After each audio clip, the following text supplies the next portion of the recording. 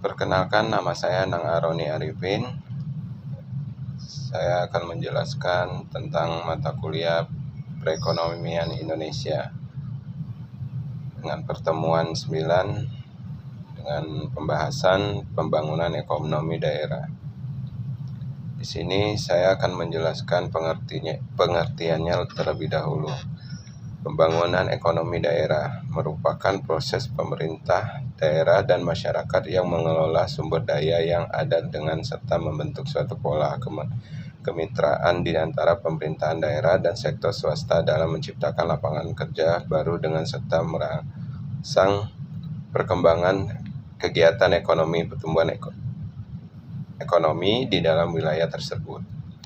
Masalah-masalah pokok di dalam pembangunan daerah adalah terletak pada penekanan dalam kebijakan pembangunan berdasarkan pada kekasan daerah bersangkutan, menggunakan potensi-potensi sumber daya manusia, kelembagaan, dan sumber daya fisik secara lokal.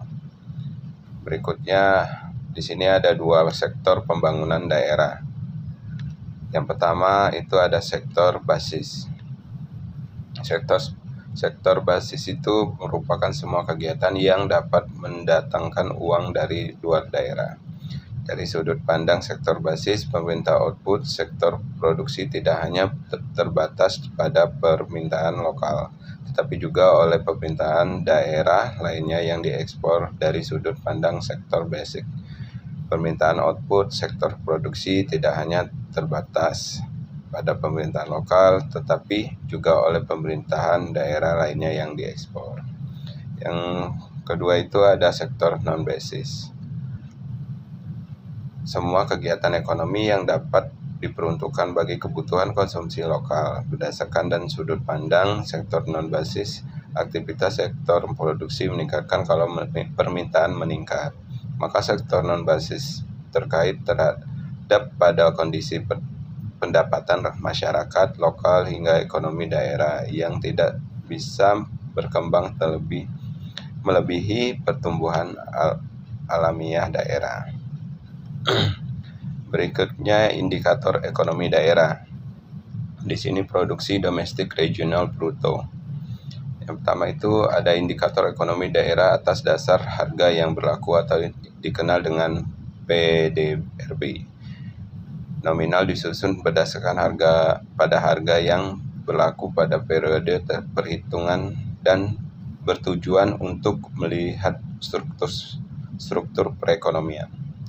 PDRB atas dasar harga yang konstan real disusun berdasarkan pada harga pada tahun di atas dan yang bertujuan untuk mengukur pertumbuhan ekonomi pada waktu ke waktu.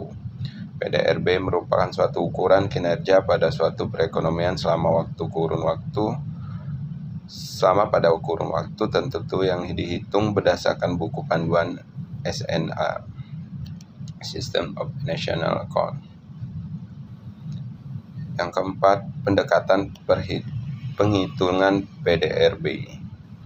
Yang pertama itu pendekatan produksi. Pendekatan produksi yang dapat disebut juga pendekatan nilai tambah bruto NTB, yaitu mengurangi nilai output yang dihasilkan seluruh kegiatan ekonomi dengan biaya dari masing-masing nilai produksi bruto tiap sektor ekonomi. Nilai tambah yang merupakan nilai yang ditambahkan pada barang dan jasa oleh unit produksi sebagai input antara nilai yang ditambahkan sama dengan balas jasa faktor produksi atas ikut sertanya di dalam proses produksi. Yang kedua ada pendekatan pendapatan.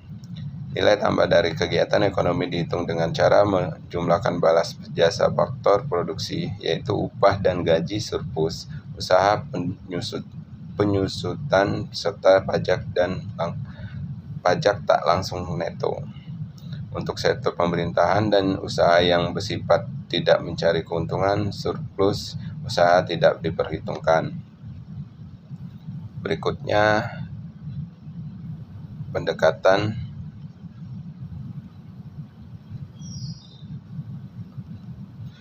pendekatan pengeluaran. Pendekatan ini digunakan menghitungi nilai barang dan jasa yang digunakan berbagai golongan dalam masyarakat untuk keperluan konsumsi rumah tangga, pemerintahan, dan yayasan sosial pembentukan modal dan ekspor.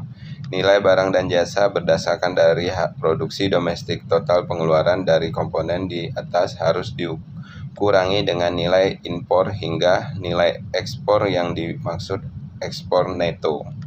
Penjumlahan dari keseluruhan komponen pengeluaran akhir inilah yang disebut PDRB atau dasar harga pasar, atas dasar harga pasar. Yang berikutnya yang ada pendekatan alokasi. Pendekatan ini yang digunakan jika dasar suatu unit produksi pada suatu daerah tidak tersedia. Nilai tambah pada suatu unit produksi di daerah tersebut dihitung dengan menggunakan data-data yang dialokasikan dari sumber dengan tingkat lebih tinggi. Misalnya data suatu kabupaten yang diperoleh dari alokasi data provinsi. Selanjutnya, sumber keuangan dan pembangunan ekonomi.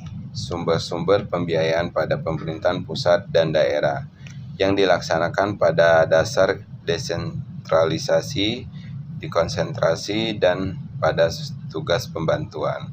Sumber-sumber pembiayaan pada pelaksanaan desentralisasi terdiri dari pendapatan pada asli daerah merupakan sumber keuangan pada daerah yang digali daripada dalam wilayah daerah bersangkutan, yang terdiri dari hasil-hasil pajak daerah, hasil restribusi daerah, dan serta hasil pengelolaan kekayaan daerah yang dipisahkan, dan lain-lain. Pendapatan pada asli daerah yang sah. Dana perimbangan yaitu dana yang berasal pusat yang maka bertujuan dalam menciptakan keseimbangan pada keuangan antara pemerintahan pusat dan daerah, dan antara pemerintahan daerah. Dana pertimbangan yang terdiri daripada dana bagi hasil DBH, dana alokasi umum, dan serta pada dana alokasi khusus. Berikutnya, strategi pembangunan ekonomi daerah.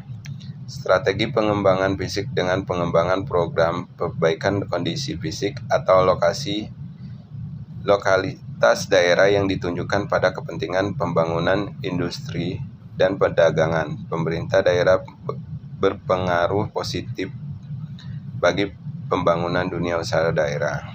Pengendalian atas perencanaan dan pembangunan yang dengan tujuan untuk memperbaiki iklim investasi di daerah dan memperbaiki citra dari pemerintahan daerah. Penataan kota yang bertujuan untuk memperbaiki sarana jalan serta penataan pusat pertokoan dan penetapan standar fisik dari suatu pembangunan. Selanjutnya, strategi pembangunan ekonomi daerah.